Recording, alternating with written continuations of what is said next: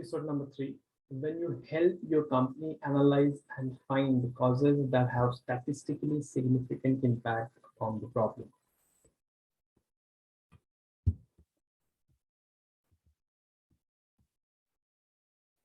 You asked the question, are we done with capability analysis? That's where we left the previous episode. Operations team, yes. You, wow. And here we finished our second phase, major phase. Let's move to next phase, that is analyze phase. Do you remember in our introduction, we mentioned Six Sigma is advanced analytical problem solving tool that prioritizes causes based on statistical analysis? Why is Six Sigma the most powerful analytical problem solving tool? Why top most companies all over the globe believe that Six Sigma is the best and highly accurate remedy to fix critical business problems on daily basis, and Six Sigma experts are highly sought after all over the world? Operations manager says, just like you, right? We are really proud of you. All clap for you. You responded, thank you, sir, and all for your compliments. It really means a lot. So coming back to the question, answer is Six Sigma is most powerful advanced analytical problem solving skill sets because Six Sigma deploys statistical inferential analysis that other problem solving methodologies does not. Hence, Six Sigma prioritizes right causes more accurately. Let's dive deeper. You continued. For any statistical inferential analysis, we need to establish null and alternative hypothesis. Null hypothesis is general or established viewpoint, and alternative hypothesis is a viewpoint that challenges null hypothesis. Based on statistical inferential analysis, we will infer whether to reject null hypothesis or not. In simple words, statistical term of p-value will decide who wins battle between null viewpoint and alternative viewpoint. That is null hypothesis versus alternative hypothesis. Operations team member asked, what does p-value stands here? What it indicates? You replied, p-value indicates probable risk. Now you may ask, risk of what? Say if we want alternative viewpoint to be winner in the battle, then p-value indicates amount of risk to be taken to reject null hypothesis and make alternative viewpoint a winner. As we all know, there is no gain without pain. If we want to gain alternative hypothesis to be winner, then we have to take a pain of taking certain risk to reject null hypothesis and thus make alternative viewpoint a winner. As simple as that. Even though we have to take the risk, but we need to take as low risk as possible. Hence, p-value should be as low as possible. Of course, management need to make that decision about how much risk they are willing to take. Continue. Ideally, one should take up to 5% of risk, but sometimes up to 10% of risk does not cause much harm. Again, operations manager, sir, it totally depends upon management to make that decision. Now let's come back to our major phase data collection. We collected major phase data for 1 month and also investigated causes that lead to NC, that is non-compliances. Let's take that data. Can we have that data, please? Operations manager replied, yes, that file is already open in my laptop. I'm connecting laptop to projector. Give me a second. Here we go. You replied, great. Now all we need to do is to add a filter to column of NC or C of major phase data and take data of NC only.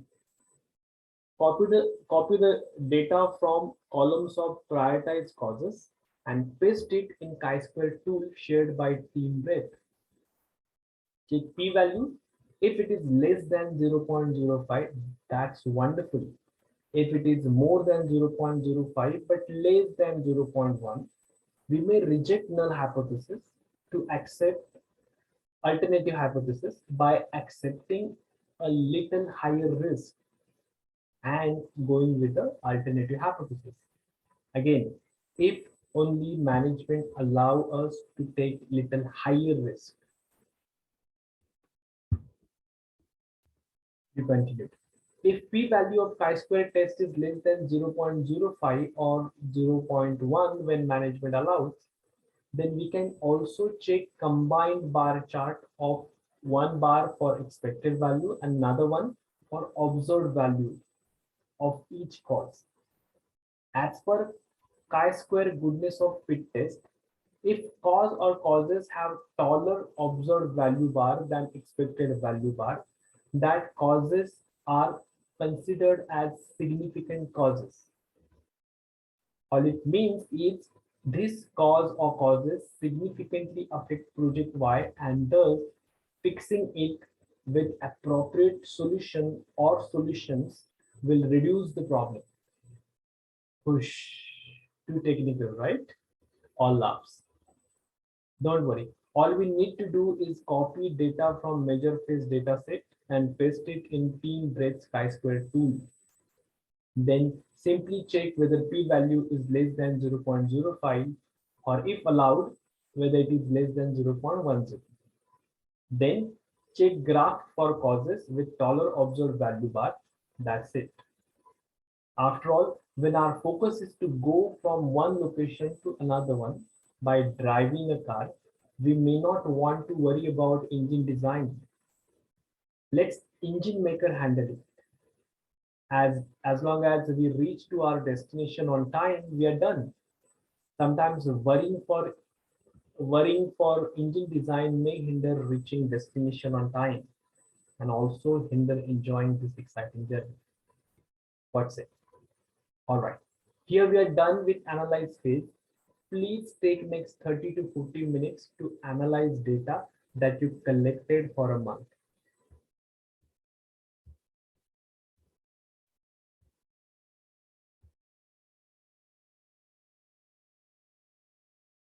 So you spare time with the team, together and help them analyze, critical causes to find out statistically significant causes with the help of chi-square test, and of course with the help of chi-square goodness of fit test through graphical assessment.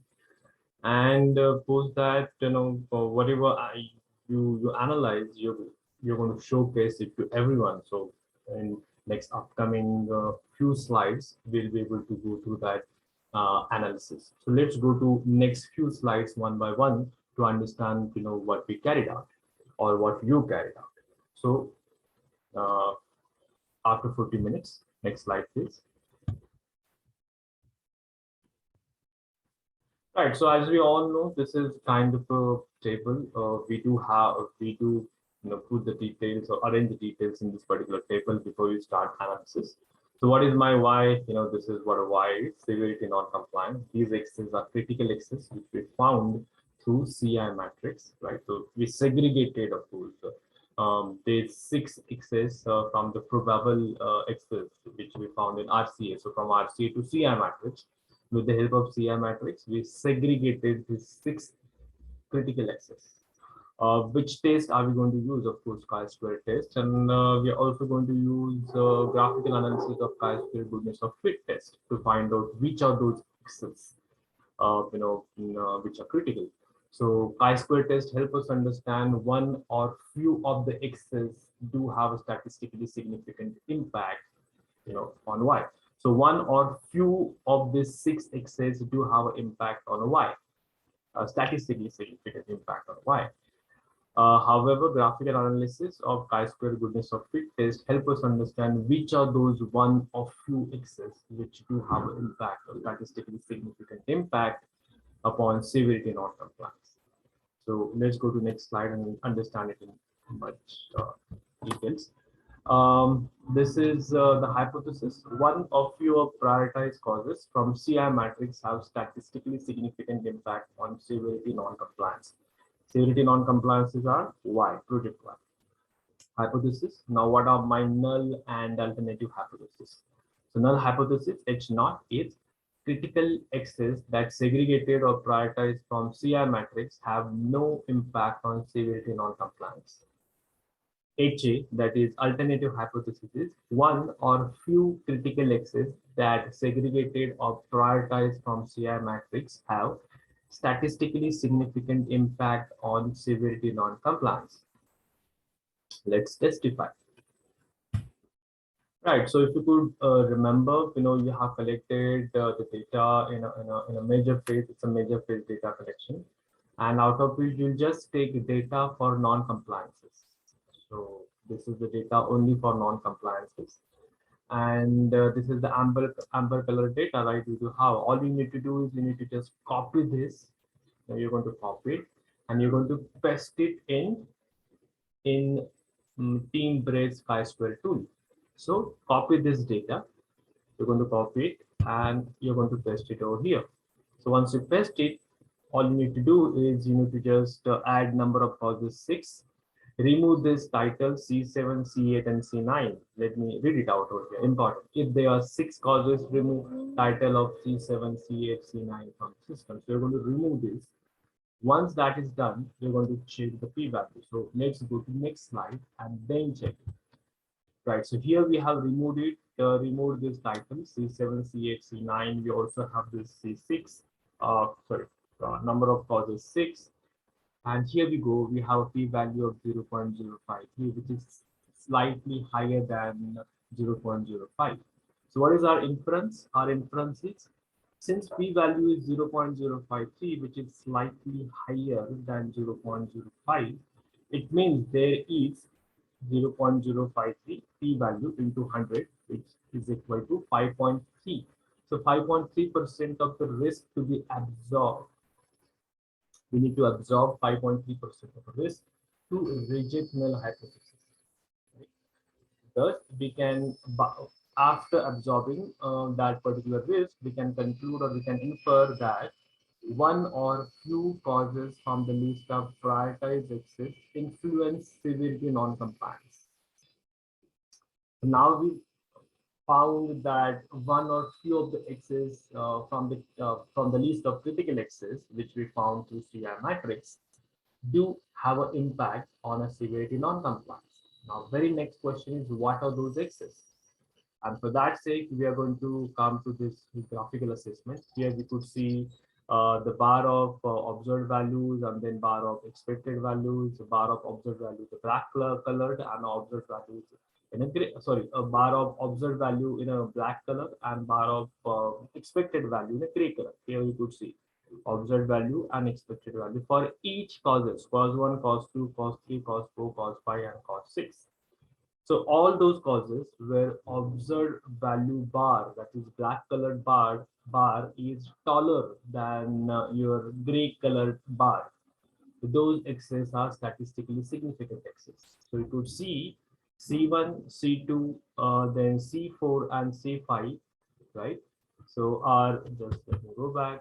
C1, C2, C4, and C5 are statistically significant excess. So let me conclude. We can also see that for C1, C2, C4, and C5, observed value is higher than expected value. Hence, we can extend our conclusion that causes C1, C2, C4, and C5 from the list of prioritized or critical excess statistically influence severity non-compliance. In other words, C1, C2, C4, and C5 do have statistically significant impact upon severity non-compliance, which is our project Y. So we started with the probable causes, the list of probable causes of 9. Through CI matrix, we segregated 6 causes, and from 6 causes, with the help of statistical test of chi-square analysis, we have further segregated 4 statistically significant excess.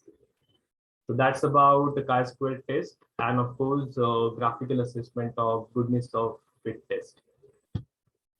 Right, so this is the final result of chi-square test and goodness of fit test.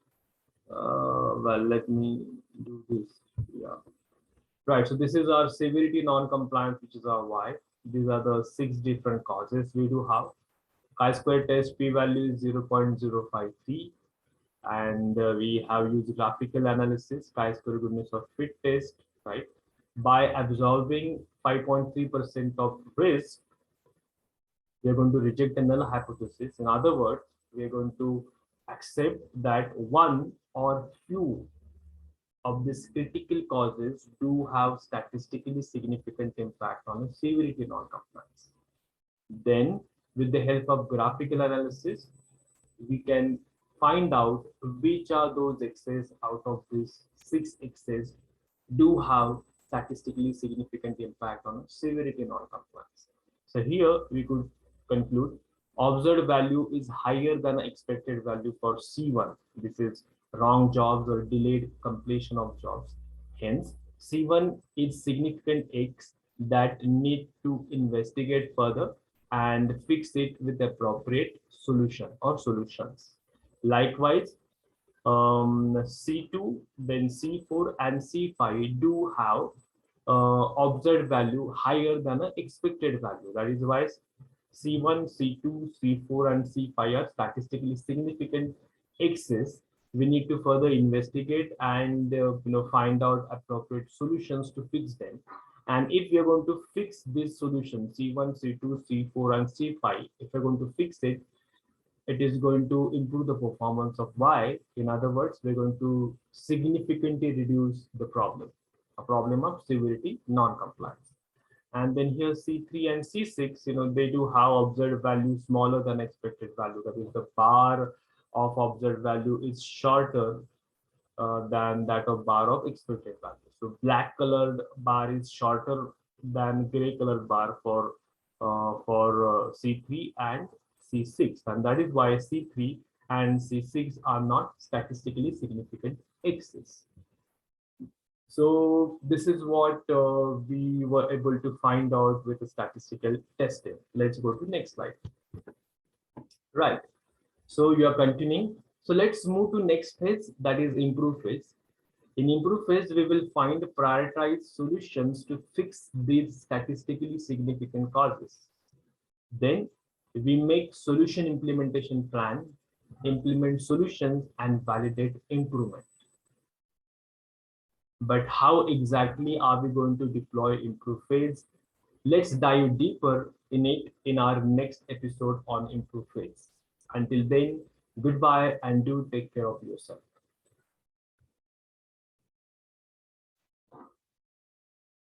But before we end our today's episode, let's come together and contribute in making our nation great. Uttishta Bharata, Ma Bharati shall rise again in a full glory. If you like today's video, please click on the like button, share it with your friends, and if you have not yet subscribed our YouTube channel of BreathFX, please subscribe YouTube channel of BreathFX. And request your other friends, families, and relatives, and neighbors, and people in your network to subscribe it and get benefited out of this particular program. And yes, let's end today's episode by thanking technology companies.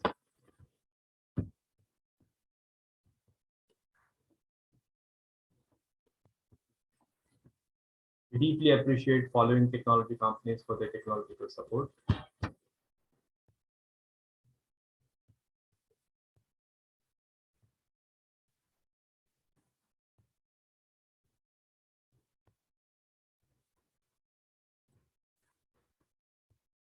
So yes, on this note, let's end today's episode. Let's come back to the next episode.